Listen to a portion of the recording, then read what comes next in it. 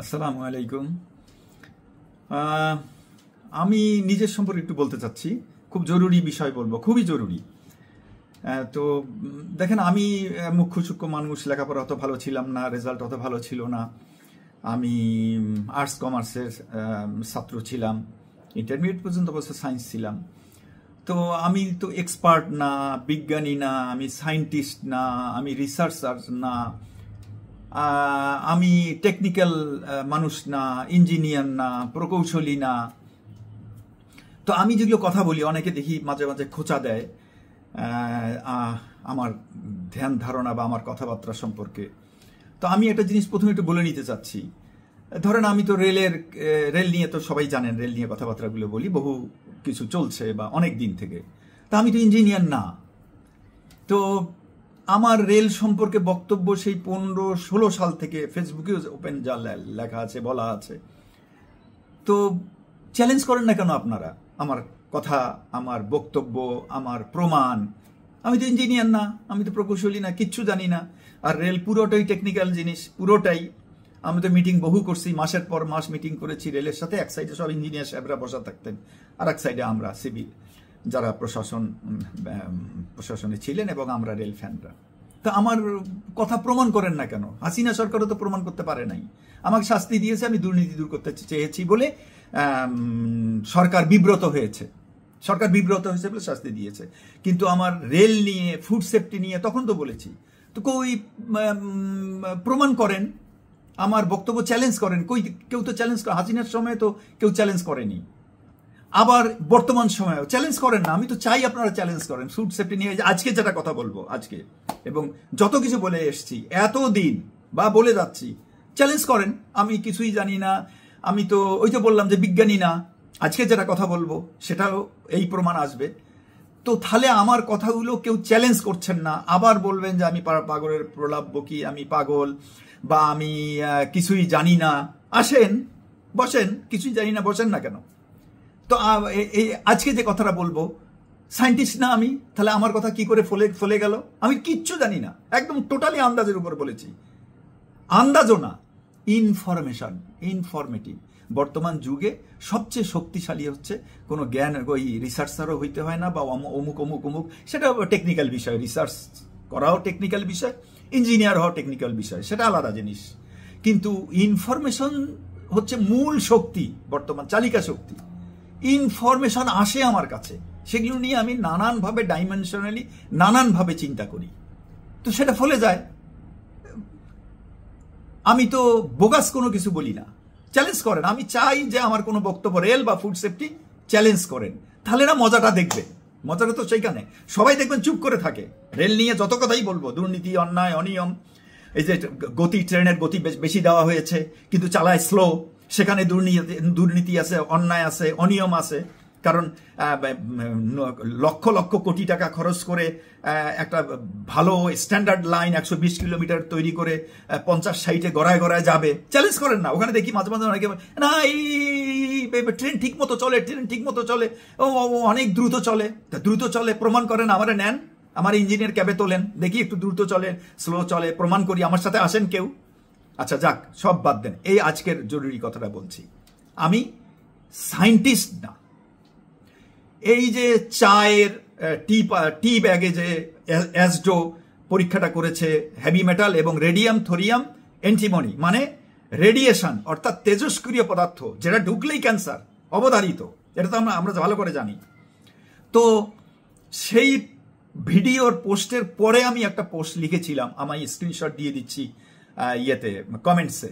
বলেছিলাম যে আমার সন্দেহ করার যথেষ্ট কারণ আছে। আমি সন্দেহ করছি যে চা পাতায় যেহেতু radium thorium antimony, heavy metal তো আছে, হেভি মেটাল বাংলাদেশে প্রত্যেকটা খাদ্যদ্রব্যে আছে, যেটাই টেস্ট করেন না কেন।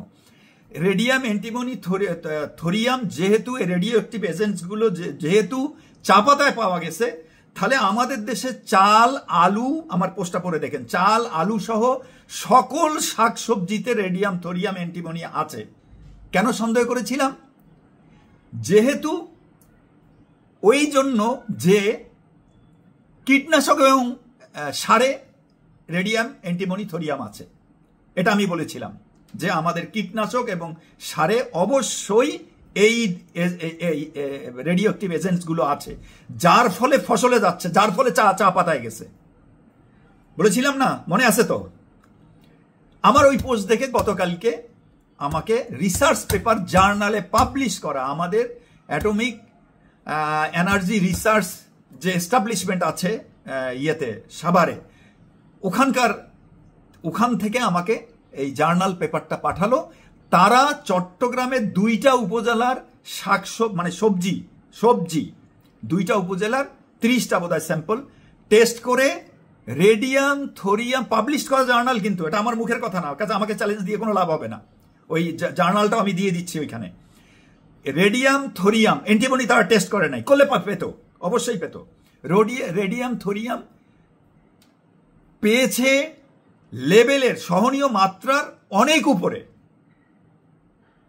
তাহলে সারা বাংলাদেশে আছে, টেস্ট করেন না, হলো, প্রমাণ হলো, সবজির মধ্যে পাওয়া গেল।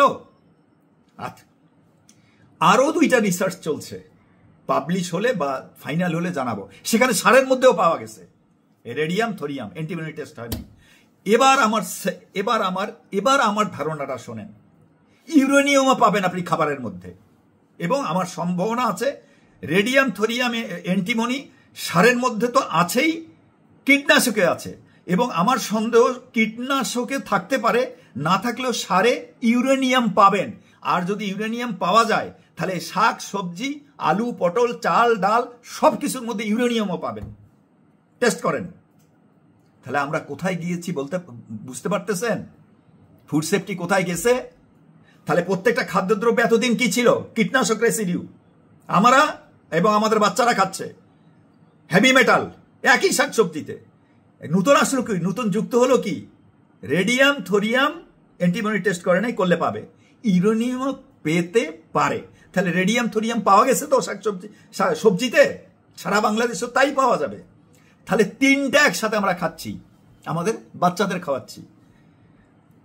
টিকটক ভিডিও দেখে বেরেন, লাখ লাখ কোটি কোটি টিকটক ভিডিও দেখেন, তারপরে ক্রিয়েশন দেখেন, মোটিভেশন দেখেন, আর ক্যান্সার আর কিডনির ফেলিয়ারে মরেন এবং বাচ্চাদেরও মারেন।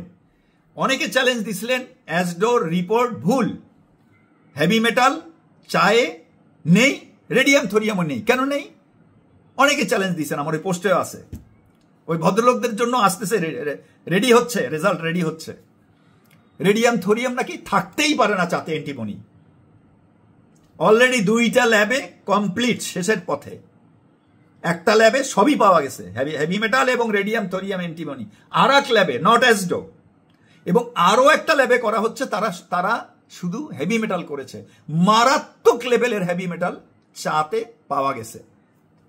টি ব্যাগে না, টি ব্যাগ চুবায় পানির এক্সট্রাকশনটা, লিকুইড যেটা আমরা খাই, ডাইলিউশনটা যেটা আমরা চাটা খাই, সেই চায়ের মধ্যে পাওয়া গেছে। ঘুমান সবাই। আর মাহবুব কবিরের শ্রাদ্ধ করেন। কেন বলে? কেন এইসব বলে? কি করেছেন? এই যে প্রকাশ হলো রেজাল্ট, এতদিন গেল, আমি তো এর মধ্যে 2-3 বারই বলেছি। কি ব্যবস্থা নিয়েছেন? চায়ের ব্যাপারেই বা কি ব্যবস্থা নিলেন? সরকার কোন অঙ্গ, কোন প্রতিষ্ঠান কি ব্যবস্থা নিলেন? খাবার আবার বলে বেড়েন সেমিনার সিম্পোজিয়ামে সবখানে নিষেধ করেন, মাহবুব কবির যেন না আসে কোনো সেমিনার সিম্পোজিয়াম এবং ওয়ার্কশপে, তাকে ডাকা যাবে না। এবং সেখানে বলেন রেজাল্ট কেন প্রকাশ হয়েছে, রেজাল্ট প্রকাশ করা যাবে না। ওকে, সব মেনে নিলাম, আমি যাব না, রেজাল্ট প্রকাশ করাও যাবে না। আমাদের এবং আমাদের বাচ্চাদের বাঁচান। আমি স্বাস্থ্য উপদেষ্টা মহোদয়ের অ্যাপয়েন্টমেন্ট চেয়েছি সচিব সাহেবের কাছে, স্বাস্থ্য সচিব সাহেবের কাছে, যে আমাকে 10টা মিনিট সময় দেখ, আমি যা বুঝাবো যে আমাদের কি। আমি জানি হয়তো কিছুই করতে পারবে না, বা যতটুকু সময় ওনাদের আছে এ সময় আর এইসব জিনিসে হাত দেবে না। তারপরেও আমি অ্যাপয়েন্টমেন্ট চেয়েছি। আমি জানি অ্যাপয়েন্টমেন্ট হয়তো আমি পাবো না, কারণ ওনাকে এটা জানলে আবার সবাই বাধা দেবে, খবরদার ওনাকে ঢুকতে দিও না। আমি জানি না, পেলে তো ভালো কথা, অন্তত 10টা মিনিট তো কথা বলতে পারবো। এইবার আসল কথায় আসি। আমার সাথে ফ্রেন্ডশিপ এবং ফলোয়ারে আইন বিশেষজ্ঞ বা আমাদের এই যে লিগ্যাল যারা আছেন, আইনজীবী হাইকোর্টের বা ব্যারিস্টার, মাননীয় সম্মানিত ব্যারিস্টার বা আইনজীবী যারা আছেন, রিকোয়েস্ট করব কেউ কি নিরাপদ খাদ্য নিশ্চিত করাবার জন্য একটা রিট করতে পারেন কোর্টে সরকারের এগেনস্টে? আমি সব তথ্য দেব, কিন্তু এটা করতে হবে জনকল্যাণে, কারণ আমি টাকা দিতে পারবো না। আমার তো সেই টাকা নেই যে আমি কোর্টকে দেব বা আপনাকে ফি দেব। তো কাজে জনকল্যাণে, পাবলিক স্বার্থে যদি কোনো আইনজীবী, সম্মানিত আইনজীবী সাহেব রাজি থাকেন, তাহলে আমার সাথে একটু যোগাযোগ করেন, ইনবক্সে হলেও আমি সব তথ্য দেব। একটা রিট করেন, আমাদেরকে বাঁচাবার একটা ব্যবস্থা, রাস্তা বের করেন। কোর্টের সমস্ত তথ্য আমি দেব এবং সরকারের কাছে রুল লিস্ট জারি করবে যে কমিটি করে সমস্ত খাদ্যদ্রব্য টেস্ট এবং ট্রেসেবিলিটি বিজ্ঞানীদেরকে নিয়ে কিভাবে এগুলো দূর করা যায়। আমরা কোনো কোম্পানির এগেনস্টে না, সব কোম্পানি বাঁচুক, সবাই বাঁচুক, কিন্তু আমাদেরকে তো বাঁচতে হবে। কি করে আসলো এগুলা, কিভাবে আসলো? পৃথিবীর অন্য কোনো দেশের কীটনাশক এবং সারে রেডিয়াম, থোরিয়াম, ইউরেনিয়াম, এন্টিমনি আছে কিনা দেখেন না, খোঁজ নেন। চা এবং চায়ের পাতায় আছে কিনা, শাক সবজিতে হেভি মেটাল সহ এইসব আছে কিনা? আগামী মাসে রেজাল্ট একটা প্রকাশ করছে আন্তর্জাতিক ভাবেই সবাইকে ডেকে, বিশাল রেজাল্ট দেখবেন। মাছের মধ্যে কীটনাশক কি পরিমাণ আছে, কীটনাশক, হেভি মেটাল তো আছেই, মাছে কীটনাশক আসতেছে। আগামী মাসেই সব হবে ইনশাল্লাহ পাবলিশ। দেখি আপনারা কিভাবে ঘুমান। আমাদেরকে বাঁচাবার চিন্তা সরকার করে কি করে না, আগামী মাসেই টের পাবেন ইনশাল্লাহ আপনারা। তো আমার শেষ কথা হচ্ছে এইটা, আমাদেরকে বাঁচান, আমাদের বাচ্চাদেরকে বাঁচতে দেন। পারা যাবে, অবশ্যই পারা যাবে। আমাকে ডাকেন, আমাকে কাজ দেন, আমার সাথে বসেন। আমি যদি আপনাদেরকে কনভিন্স করতে না পারি, রাস্তা দেখাতে না পারি, আমি বের হয়ে চলে আসবো। একটা কথার কোনোদিন আর এই লাইনে বলবো না, একটা শব্দ উচ্চারণ করব না, আমি যদি পথ দেখাতে না পারি। আল্লাহ আমাদেরকে বাঁচাবার পথ দেখাক। আল্লাহ হাফেজ। আমাদের বাচ্চাদেরকে বাঁচাবার পথ দেখাক, আমাদের সন্তানদের বাঁচাবার পথ দেখাক। আমাদের সন্তানদেরকে আমরা হেভি মেটাল, কীটনাশক আর রেডিও অ্যাক্টিভ এলিমেন্টস একই খাবারে খাওয়াচ্ছি। আল্লাহ হাফেজ। আসসালামু আলাইকুম।